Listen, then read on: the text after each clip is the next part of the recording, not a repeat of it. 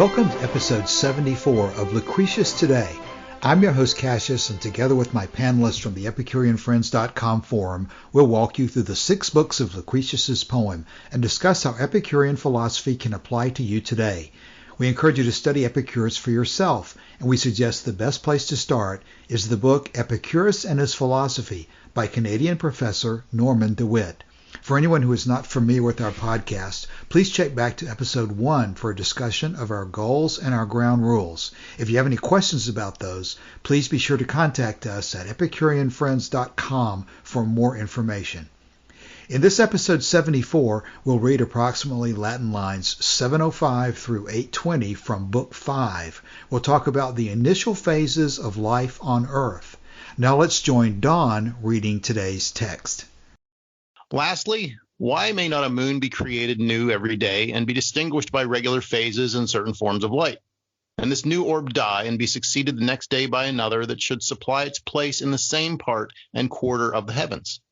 It is difficult to assign a reason and to prove the contrary, especially since we observe so many things are formed and succeed one another in regular order. And first the spring begins, and Venus enters with her harbingers, the winged Zephyrs, marching by her side. Then Mother Flora spreads the way before with flowers of richest dye and fills the air with sweetest odors. And next advance the scorching summer and her companion the dusty harvest and the Etesian blasts of northern winds. And then comes autumn, and jolly Bacchus steps along. Now follow ruffling storms and boisterous winds, the roaring southeast and the sultry south, full fraught with thunder. At last the cold brings on the snow and chilling frost. And then creeps winter, all benumbed and chattering with his teeth. It is less the wonder, then, that the moon should be formed anew at certain times, and at fixed seasons again expire, since so many things are so regularly produced and succeed one another. The eclipses of the sun and moon may proceed, you may suppose, from many causes. For why should the moon deprive the earth of the sun's light, and as she shines above, oppose her body to him, and stop his burning rays by thrusting her dark orb between, and not another body, wholly dark, be thought to interpose at such a time, and produce the same effect? And why may not the sun grow faint, and deaden his light at certain time, and renew it again when he has passed certain regions of the air that are enemies to his beams, and destroy and extinguish his fires? And then again, while the moon in her monthly course passes by the rigid shadow of the earth, which is of a conic figure, why should the earth rob the moon of light, and being above the sun hold his rays shut in? And why many not another body at the same time move below the moon and pass above the body of the sun, that may intercept his rays and stop his spreading fires? And yet, if the moon be allowed to shine with her own beams, why may not her brightness decay in certain parts of the world, as she passes through places that are enemies to her light? And now, since I have explained from what causes proceed the motions of all the celestial bodies, and given you a rule to know what force, what power drives on the various courses of the sun and the wanderings of the moon, in what manner their several rays are intercepted, and the earth is covered over with surprising darkness, as if they winked, and how again they spread open their beams and visit the world with shining light, I now return to the new-formed earth and her tender soil to find what kind of beings she first raised into the light, what offspring she first ventured to commit to the faithless winds. And first, the earth produced the herbs, and spread a gay verdure over all the hills, and the gaudy fields shone all around with green, and nature gave the several trees a power to raise themselves, and grow up with their spreading branches into the air. As feathers and hair and bristles were at first produced by the limbs of beasts and the bodies of birds, so the new earth first bore the herbs and the trees. And then she formed many kinds of living creatures for various ends and after a different manner. For the race of animals did not originally fall down from the skies, nor could terrestrial beings rise out of the salt sea. And therefore we say that the earth justly obtained the name of mother, because out of her all things were formed. Even now many animals rise from the earth and are produced by moisture in the heat of the sun. And therefore the wonder is the less that many more should have been created in the beginning of the world and of a larger size, when the earth was fresh as a young bride, and her husband ether in the flower of his age. Of all the animal creation, the feathered kind and various breeds of birds first broke through the prison of the egg in time of spring, as grasshoppers in the summer now burst their curious little bags, and of themselves know how to seek their food and preserve their life. And the earth next produced the race of men and beasts, and then there was abundance of vital heat and moisture in the soil, and where the place was proper, a sort of room grew up, fixed and sticking in the earth by their roots. These the infants, ripe for birth, broke through. They left their moist enclosure and sprung out into the air. In those places nature prepared the pores of the earth and forced her to pour from her open veins a liquor like milk, as a woman after delivery is full of sweet milk, because the principal juices of her food fly into her breasts. The earth gives nourishment to the infant. The warmth of the sun is instead of clothes, and the grass, abounding with plenty of soft down, affords the bed. But this new world produced no chilling cold, nor too much heat, nor force of rushing winds, for things increased and grew violent by degrees. And therefore by the strictest laws of justice does the earth claim the name of mother, because in this manner for some time she herself produced mankind, and formed every savage beast that wildly roars upon the mountain tops, and the great variety of birds distinguished by the beauty of their feathers. Don, thank you for reading that this morning. This is a continuation and a little bit of a transition. We're finally going to move past some of the astronomical observations into the formation and early history of the Earth. But I think we were talking about before we got started recording today, you might have something that you'd like to go back and discuss from last week before we get too far into this week. Yeah, I thought it was interesting. I went and I put some notes on the forum about the whole Babylonian, Chaldean astronomy stuff that Lucretius was talking about, and that the translation uses the name of Berosus. And I was a little disappointed that Berosus wasn't mentioned by name in the text. So I went back and I looked at David Sedley's Lucretius and the Transformation of Greek Wisdom to see if he said anything about the sections we're going over.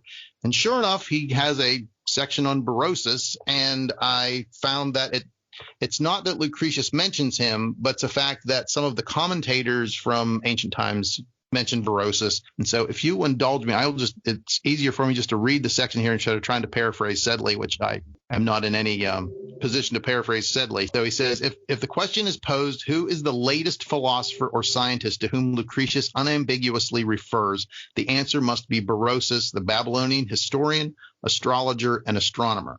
The idiosyncratic theory about the moon, which Lucretius considers sympathetically, that section in the poem, that it has one bright hemisphere and rotates, is there called the Babylonian doctrine of the Chaldeans, and our sources inform us that the Babylonian in question was Berosus. And then he goes on to say Berosus' biography is problematic. It is not even universally agreed that the astronomer and the historian were the same person. So there might actually have been two Berosi. His work, the Babyloniaca, was dedicated to the Antiochus I Soter, who reigned from 281 to 262.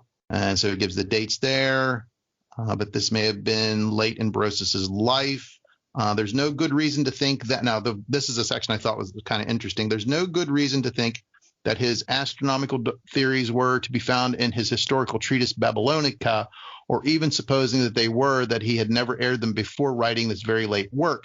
There is, in short, no obstacle to assuming that his theory about the moon could have been familiar to Epicurus at the end of the 4th century, or even for that matter to readers a quarter of a century earlier.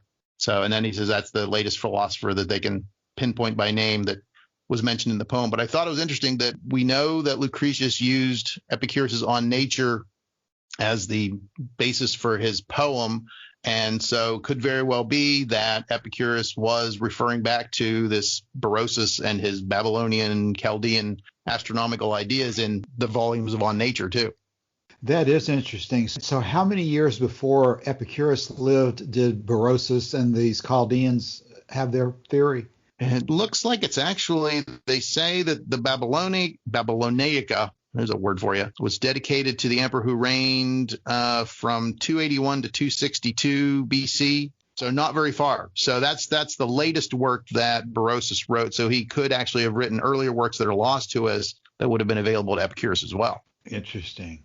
But I just thought I was a little disappointed whenever I looked at the translations and posted the notes like, oh, Berosus isn't there. I'm like, oh, well, I guess maybe he is sort of mentioned in a way afterwards, after if evidently people commented on the poem knew who he was talking about. So It is fascinating in itself just to look at the different translations and compare what the different commentators come up with when they translate something. Because when you posted that comment about boisterous not being in the Browne translation, I was reading the Watson version that Joshua of our group had posted about, and Watson had criticized the Browne edition as being without brilliance or flash or something like that. And so when I read this as well, I thought, oh my gosh, this is another example of the Browne translation coming up with something bizarre that's not worth hearing about. But it sounds like that it's actually a fairly perceptive comment to throw in there. Probably not a great idea to add something to the text, but nevertheless, in this case, maybe it sounds like an intelligent addition.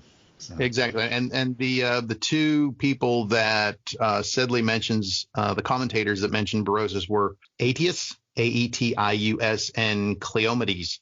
So there are evidently two ancient sources that commented that actually bring up the Babylonian astronomer boisterous. So. Well, and this is probably a good time as well to make the comment that once we're finished with over a year or two of podcasts, it will finally be time to read Sedley's book and then kick myself the rest of my life for not having read the book before we did the podcast. But and it's not that long either, so it's a doable thing, and there's a lot of nice diagrams and charts and stuff like that in there too. So great. Well, then we're relying on you for right now. What progress have you made in it? Well, I don't know whether I've started from start to finish, but there's a nice index in the back that goes to refers to each individual verses in Lucretius, and so you can actually look up the sections that you're interested in and then go to the page numbers. That's how I found this one on boisterous. Very interesting. And again, I've said before, I have tremendous respect for David Sedley's work, so it's probably well worth anybody's time to spend time with that book. I think your recommendation of Sedley is well-founded, and I've always found him to be very interesting, both in his papers and in the books that he's written. Okay, so getting back to today's text, the beginning of it is a reference to the moon as opposed to the sun, and discussing the possibility that the moon could actually somehow reignite itself every 30 days. Is this the Belarusian theory, or is it something else about the moon that's the theory? Oh. Boisterous, the boisterous one. I believe this was the one from last week, because he talks about the Boros.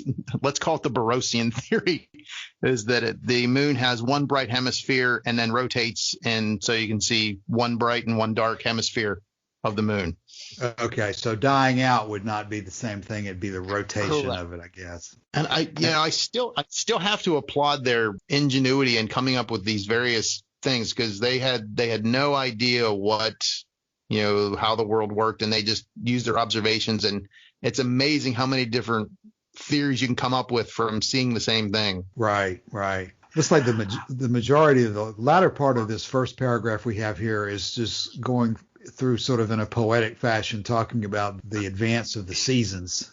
And I believe he does that because he's talking about there's no reason to think that, since we have the regular flow of the seasons, there's no reason to think that you can't have a regular extinguishment and reemergence of the moon. And so if that's periodic and the seasons are periodic, there's nothing that rules that idea out from their perspective.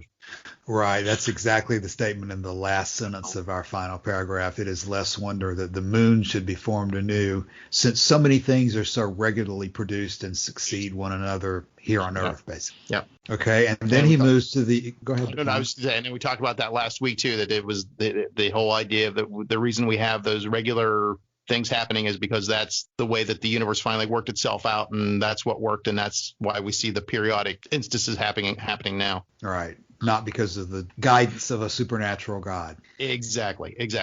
Okay, and then our second paragraph is talking about eclipses of the sun and moon, and asking questions about whether there's some body in between the planets or what exactly is going on. I don't know that he comes to a conclusion there about the eclipses. He's just talking about they may proceed, as you may suppose, from many causes. Right. And he doesn't have enough information to decide on one, so he's leaving the options open on that one. And as you say that reminds me of a general point that's probably worth making again. I've been working lately with both the letter to Herodotus and the letter to Pythocles, and it kind of interests me that it's the same division, because Herodotus does talk about the formation of the world and the universe, and so he's dealing to some extent with astronomical issues in Herodotus, but then he devotes a separate special letter to Pythocles to the celestial motions, I guess, is where you divide it. So there's obviously a division in Epicurus's mind between sort of the basic physics in Herodotus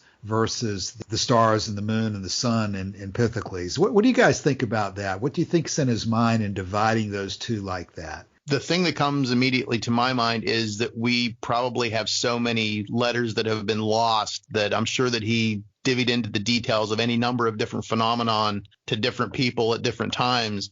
And we're just lucky enough to have the letters to Herodotus and Pythocles as examples of his delving into detail, or I should say summarizing different points on different phenomena. Right.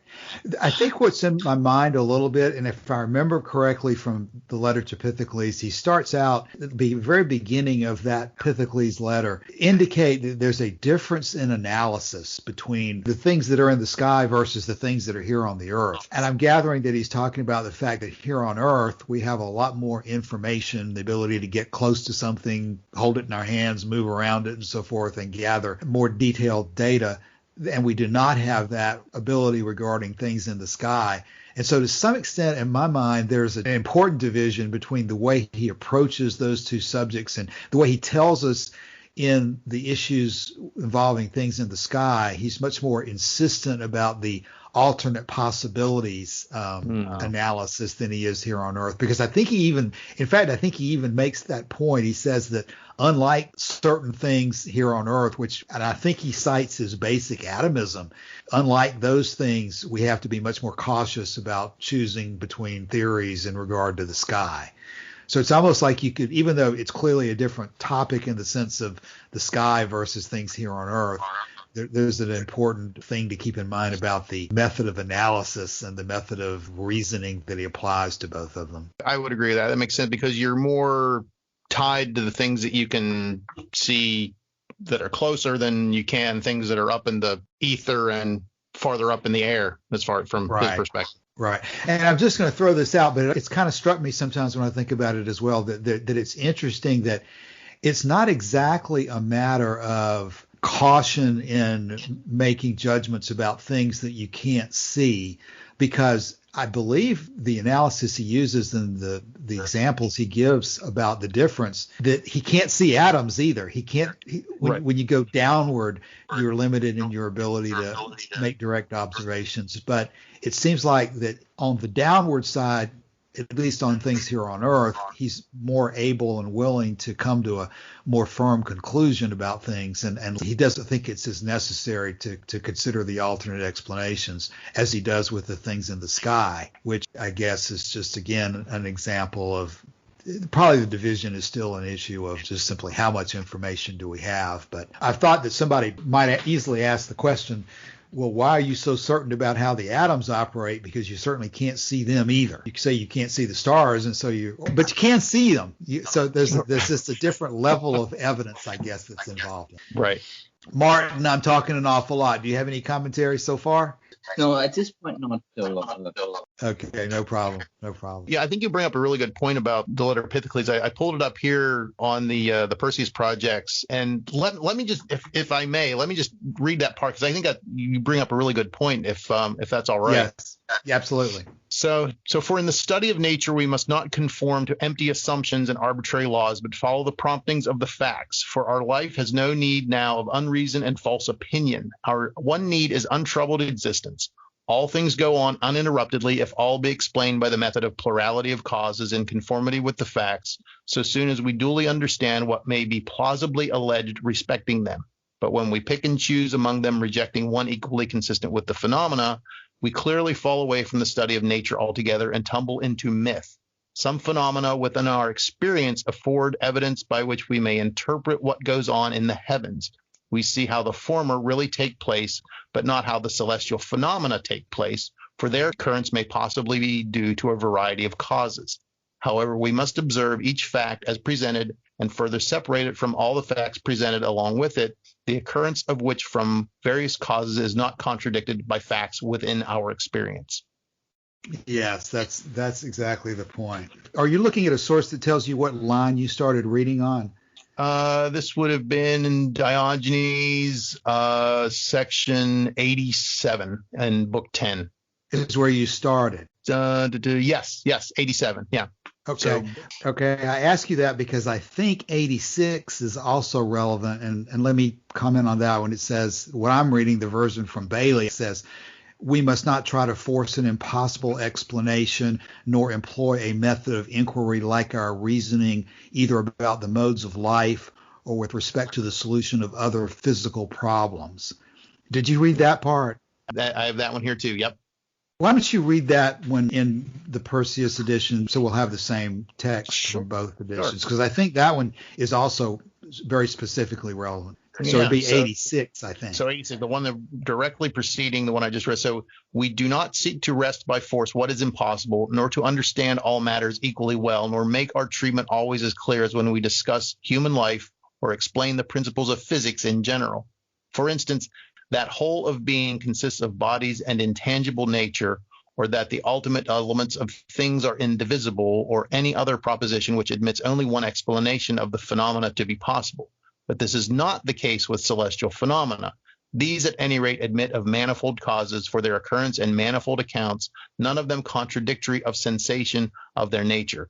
So that is interesting, because he's saying that the only explanation you can really come to about the universe itself is that there are atoms and void, and that's the way things are because that's the way things have to be to get to where we are today. But whenever you look at the motions of the stars and the motions of the moon, there's not necessarily one explanation that will show what you're observing. Yeah, and I think this is really, really an important issue that he's dealing with here. It takes us back to a lot of the past discussions we've had on this podcast about the relationship of logic to observation and things like that, because I think the way you said it is exactly accurate. And it's interesting that your translation is slightly different than what Bailey says. Bailey says we must not try to force an impossible explanation, nor employ a method of inquiry like our reasoning, either about the modes of life or with respect to the solution of other physical problems. Now, I'm going to go look at the Greek. So,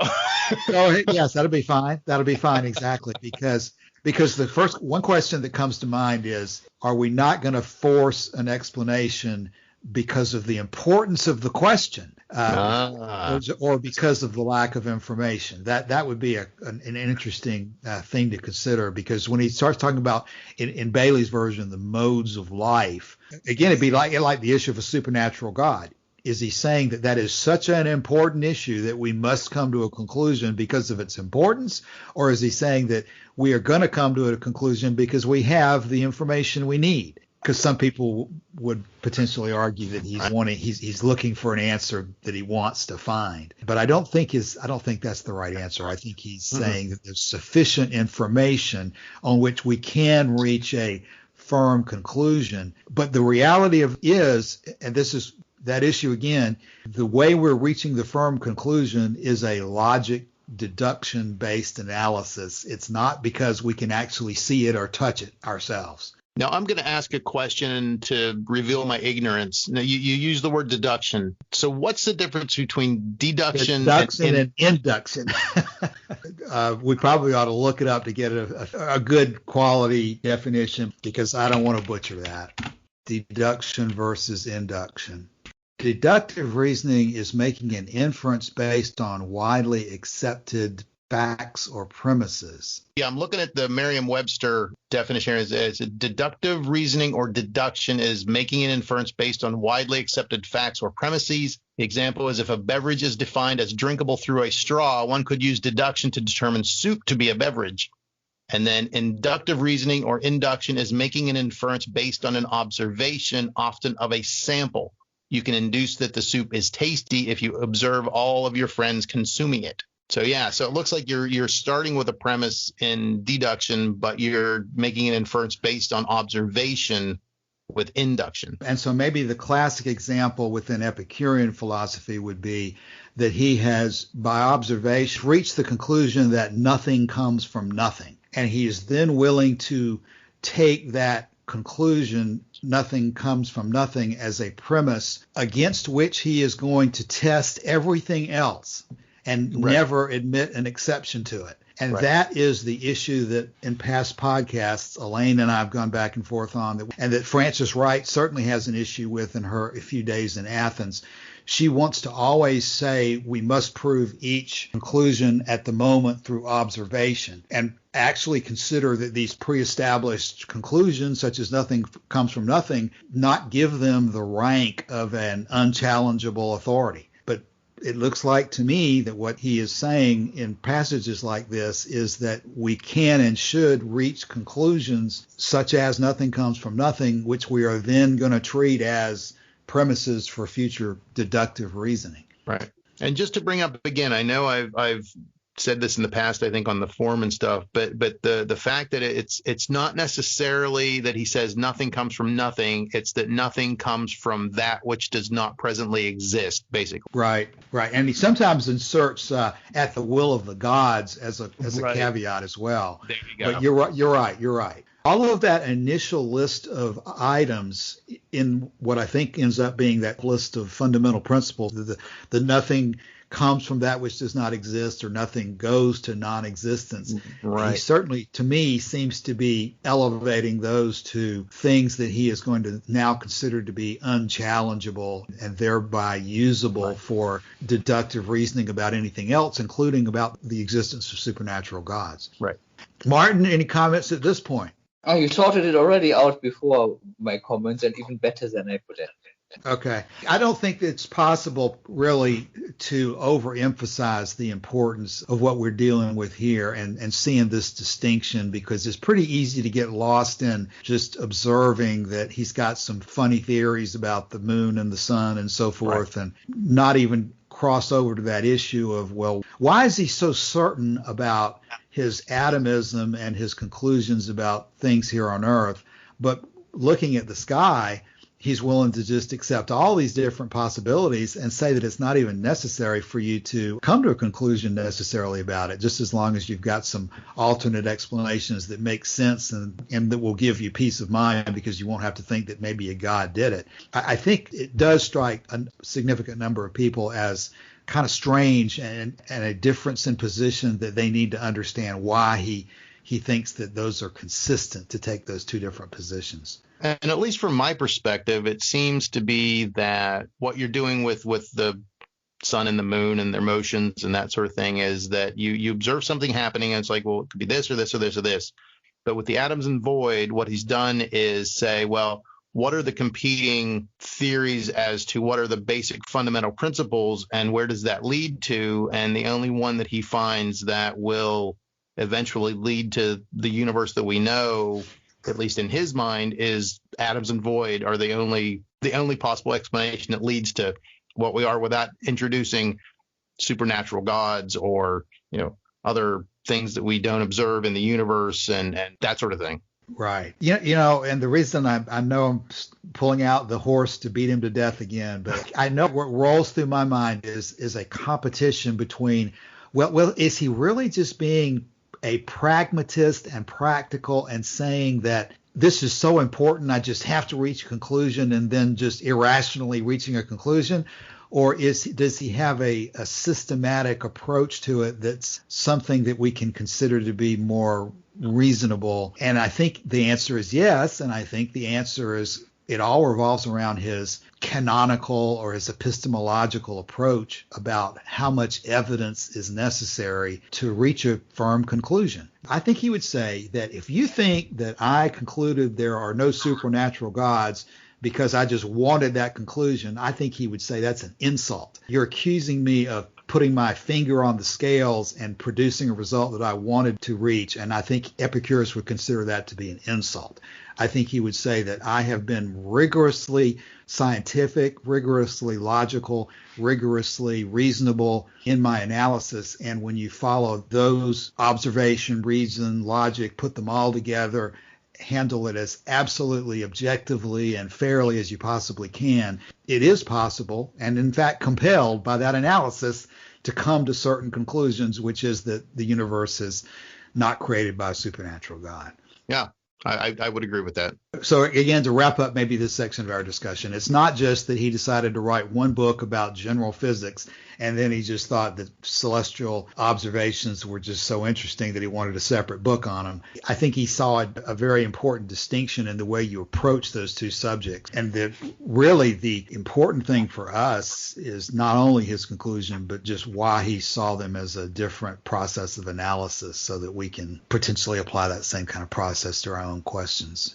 Okay, where were we? To just briefly go back to Sedley, I think one of the most interesting things Sedley does is try and reconstruct the content of all 37 volumes of Epicurus on Nature and how it lines up to Lucretius's poem. And I think it's just just gives you the breadth and depth of Epicurus's investigation into these things. Well, once again, you're whetting my appetite to get to it, so hopefully I'll succeed. Okay, so if we move on in the text that we have to today, he says, so now that I've explained the causes of the motions of the celestial bodies and how they fill the world with light and so forth, I now return to the new formed earth and her tender soil to find what kind of beings she first raised into the light, what offspring she first ventured to commit to the faithless winds. So I think we have a major transition. We've had a series of podcasts on celestial motions for the last several weeks, and now we're going to turn to what some people are going to find a lot more interesting, his discussion of the early days of the earth and how basically life was formed on it. Any preliminary comments before we do that? You know, one thing, maybe this is just total poetry on his point, but it always strikes me that his use of what kind of beings she first raised into the light. It seems to me that in Lucretius there's a series of analogies like that about coming to the light or here being raised into the light. And I've always thought that there must be some significance in Epicurus's mind to this analogy. And I don't know exactly what it would be, though. I guess it makes sense because I believe there's a shores of light. Raising to the shores of light appears earlier in Lucretius. And I don't know that I have a suggestion why that is significant to them. Don, do you have any thought, or Martin, any thought on that? The only thing that comes to my mind is that, I mean, one of the hallmarks of being alive is opening your eyes for the first time and seeing light in the world and that sort of thing. So maybe that's part of it, but I certainly wouldn't want to put words in his mouth. I think that's pretty good speculation, though, that light is something that I guess in a sense light is just another elemental particle, unless I don't know. You see where I'm going? The potential. There's something about, you know, if you open your eyes and you see light first thing in the morning, even when you wake up, even if someone happens to be blind, you can still feel the heat of the sun and the warmth and the light. You know, it was part of being alive. So maybe that's part of it. I'm grasping at straws, but no, I think you're going in the direction I'm going, though. Because like when you talk about death being the absence of sensation and the absence of the ability to perceive these things, that it's kind of like life is the threshold at which you first perceive that light exists. I'm tempted to try to. And it seems to be if we take the whole idea of the creation story in Genesis, I mean, the first thing was that, light was the first thing that was created. So there has to be some sort of, overall idea in the ancient world that light has that fundamental property of life and creation and that sort of thing. Yeah, and of course, being in opposition to darkness, it's just a very obvious poetical analogy. But I do notice that it appears in the physics discussions in ways that I would not necessarily have expected. I will say, to go back to the text that we covered itself, I will say that his whole idea of the way things evolved and animals coming up from the ground is quite creative, but we went off the rails a little bit there as far as the the history of the world, but I find it extremely entertaining to read that this was the general idea that he came up with. Yeah, and of course what you're talking about is what we have as our last paragraph or our last passage for today about the earth producing the herbs and then the whole rest of what we have today. I mean, he's really discussing the earth as if humans and beasts to some degree rose fully formed from the earth. Exactly, yeah. And I guess if you were trying to support that analogy with something, I mean, I think he does say it, that we still see like worms come up from the earth after the rain. Right. I believe that's the one example I've seen. He perhaps thought that was an analogy that if the earth can produce a worm or a bug or an insect seemingly out of just what appears to be dirt, then why can't it produce an elephant, I guess? Exactly. And he addresses that too, because he says, well, now we the only thing we see come up out of the moisture in the earth are the worms. And so we've obviously degraded from where we were originally. But if you go back to the beginning of the world, the earth was so much more fertile and could produce entire animals, and that's how we got started. So he's at least using his observation of the worms the way he thinks that they are formed in the earth, and saying, well, there was a golden age whenever the earth could produce all kinds of animals and beasts and humans, and that's how we got started. Now we're so run down and the earth is so worn out that the only thing we get are worms. Yes, he's saying that earlier on, many more should have been created in the beginning of the world and of a larger size when the earth was fresh as a young bride and her husband Ether in the flower of his age. Yep. So I want to bring Martin back in here for too much longer, because now we're going to be starting to talk about just elemental theory that we would compare to what we look at today in terms of evolution. And I was about to say that, this is clearly not evolution in the way we see it, because these things are coming up fully formed. But, and I don't believe it's today, but I believe it's next week, though. On the other hand, he does say that the earth produced all sorts of things that did not survive. Right. And that's next week. So I apologize for bringing up something that's in next week. But he clearly does, before it's over, acknowledge that the earth is producing all sorts of different things, only some of which survive. And that would indicate the potential for natural selection, I guess, there. But at least maybe the core observation is that these close to fully, or pretty much fully formed things are coming from the earth, is what he's suggesting. Martin, where do you want to jump in on the first paragraph of where we go on evolution or natural selection or just the formation of life? Yeah. First, let me go back to this coming to light. So I see it the opposite way around.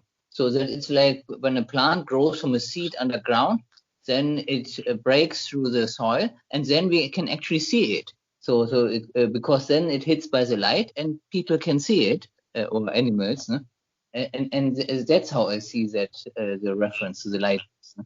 Well, that's not as far as from what I'm thinking too, because you're talking about the people can see it as the important part. Is that do I interpret that correctly? Yes, but from what I understood, what was discussed before, it's rather that what was born can see. No? I mean, I think it's rather that we can see what is born, what is important. I see your distinction. Yeah. I like the way Martin phrased that too, guys. Especially in light of the section that we're reading now about the life actually came from underground. I mean, the analogy to seeds and everything is right there. Yeah. Okay. Let me throw this in there, because I think it has to be related back to, in fact, it's in book 1 about the fact that there's sort of two categories. There's the elemental particles that have properties, and then there's the bodies which have these emergent qualities.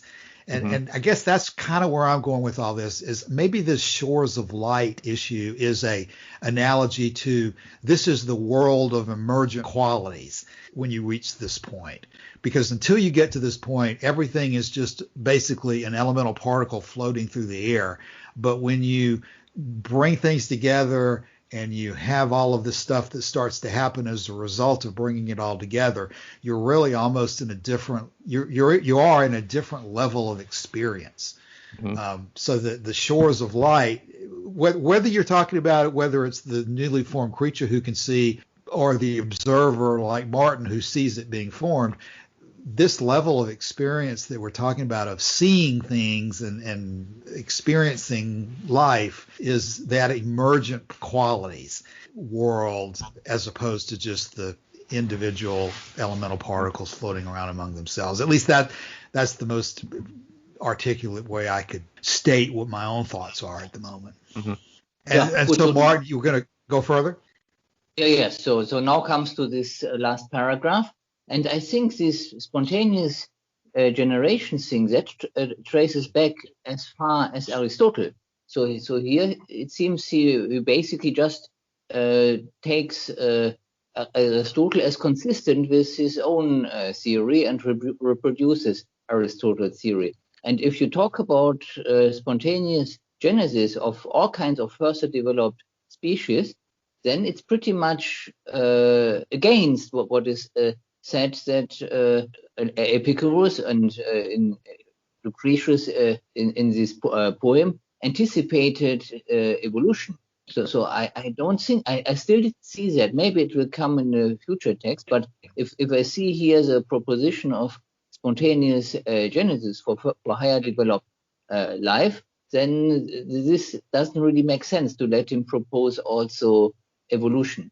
Then and the other thing is that no, I forgot that one. Okay, I'll come back later. On what you just said, Martin, I agree with you. I do think that there is a fundamental conflict at a very root level between what he is saying versus what we, at least as laymen, think of as the current theory of evolution. And so I find this to be fascinating because I think the idea of exploring the difference will lead in all sorts of interesting directions for all sorts of reasons.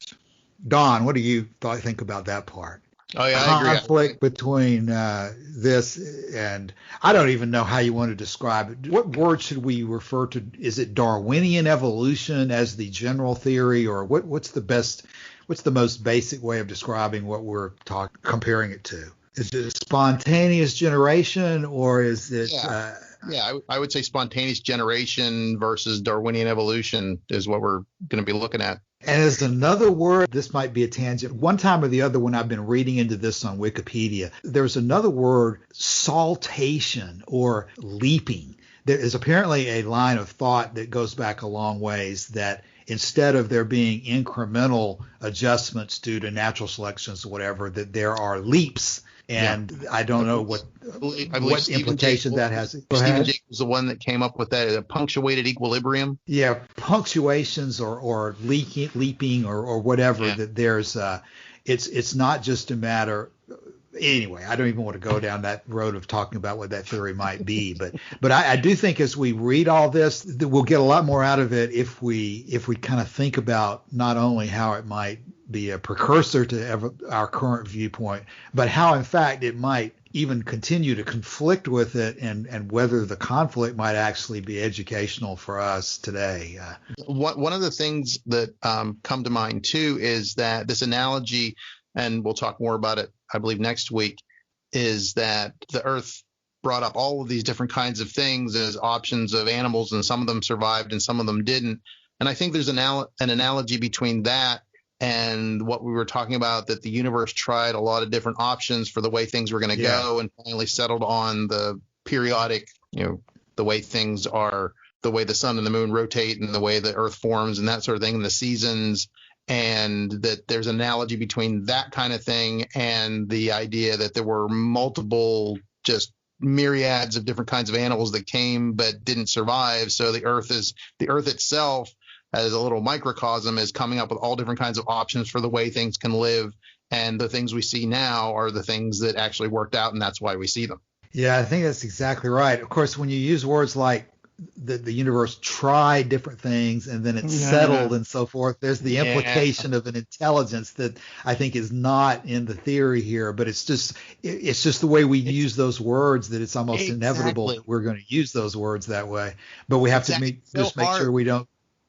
It's so hard to talk about things like that without, using that anthropomorphic language that we fall into. Right. And I want to add here at this point too, but I would strongly believe that this process that he's describing in this paragraph and what we'll continue on for a while in upcoming podcasts, I'm convinced that he would say that exactly this process has gone on an indefinite or even infinite number of times in other locations and other parts of the universe. So he's not presuming that this is some one-of-a-kind accidental thing. He is presuming this is just the natural order of things throughout the universe. Right. And I think that leads in different directions than what our normal, or at least what a lot of people, laymen, would think in terms of all this. We tend to think of this as also unusual and accidental and just, my gosh, what a miracle it's happened once. But I think the Epicurean perspective would have been that this is just the natural order of things, and our Earth has gotten old and doesn't do it anymore, but it's just going to be replaced by a younger one at some point in time, and not only here, but basically infinite number of places throughout the universe. Yep. You could almost say that it's sort of just the nature of things. Or the way things are, you could say. Yes. If you were Rolf Humphreys, you just say, that's the way things are. Damn it. Martin, we probably are beginning to run long, amazingly enough, for this section today. So let's talk about closing thoughts for the day, or if anybody has any new subjects to bring up, let's do that too. But we probably ought to begin to wind down. Anybody have any new subjects to bring up before we start to wind down? Nope. Okay. And Don's always probably the best for the new subject. So Martin, do you have any closing thoughts? Yeah, I remember the last thing I wanted to mention. And of course, if we look from a materialistic world, eventually life must have been formed from something what was abiotic. But the word spontaneous generation is not used for that, even though we have a variety of detailed theories how this might have happened. This just refers to single-cell organisms, or precursors of single-cell organisms.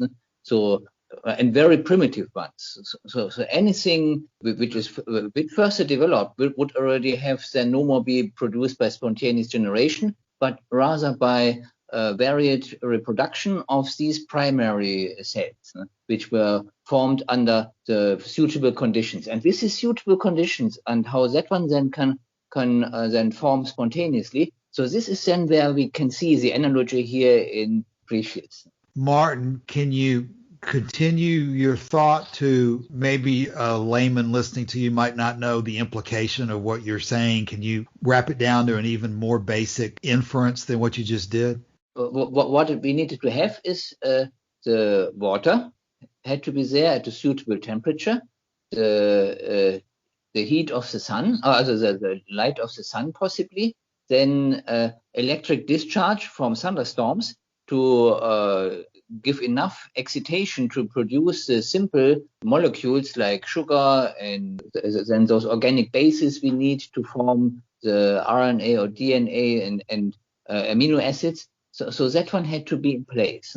And then also something like then different types of chemical compounds which repel each other, like something like fat and water. So then that these fat molecules form a membrane, which then has a compartment which is isolated from the outer environment. And then in this way, we can then imagine how cells may have formed or protocells may have formed spontaneously. Okay, well, now there you're describing the modern viewpoint. So what is your deduction from that in relating it to this section from Lucretius? Yeah, because he says here for the spontaneous genesis, there need to be the right conditions. So no chilling cold, nor too much heat, no force of rushing wind. So all these kind of conditions have to be in place that spontaneous genesis could happen. And in his view, and by analogy, similar things have to be in place that a protocell can form from abiotic matter. Okay, so there you're basically drawing the parallel that, in fact, this section from Lucretius does have significant parallels in our modern viewpoint, that it is consistent with our modern viewpoint about the requirement of conditions being in a particular set of circumstances in order for life to arise. Yes, but referring only to these very primitive first forms of life, not for what he talks about then the further development. That is such an interesting perspective. I was taking the section in Lucretius literally, and I think looking at it as more of a metaphor, Martin's absolutely right that the earth did give rise to all kinds of animals, but it just took a much longer time than what Lucretius is saying. It's not like animals came out of the wombs of that were inside the earth, but that the earth literally did give birth to all the animals and plants and everything, but it just took a much longer time than what he thinks that it did. So, but it still goes back to those physical material causes. That is a really interesting perspective. Thanks for that, Martin. And so what you guys are saying is that it's readily possible to take this passage today and reconcile it with modern science if you just modify it by including that it took a much longer period than seems to be implied here. Yeah, I would rather say there's an analogy. So I do not want to give the impression that I will approve of spontaneous genesis with respect to a higher developed life form. So that one is not reconcilable. But so that just from this basic thing, yes, it's an analogy to what possibly has happened. Yeah, I think it's valuable. I think that's a valuable way to sort of look at it, because we're talking about poetic language and things like that, and there's no reason that we can't sort of use the analogies and metaphors from modern onto the ancient texts and just say, oh, it's like, well, he was at least onto something.